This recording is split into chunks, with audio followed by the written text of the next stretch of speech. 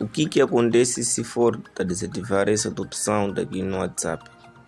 Se for desativar esta opção aqui no WhatsApp, porque muitos acreditam que quando se desativa esta opção, tu não receberás nem mensagem, nem confirmação, nem o que mais. A resposta é não, tu vais receber sim as mensagens.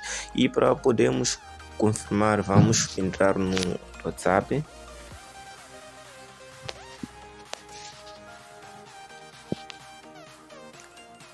Tendo entrado aqui no WhatsApp, vamos clicar nos 3 pontinhos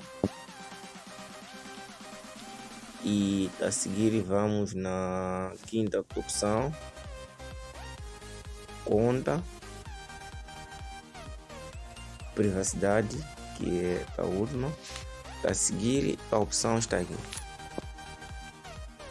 aqui e já desativamos.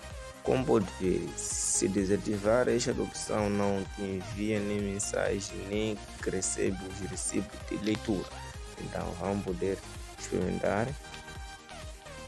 Por exemplo, entro num grupo ou entro num escrevo.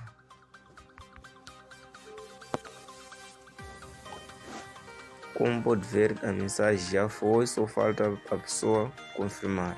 Essa é a dica, pessoal.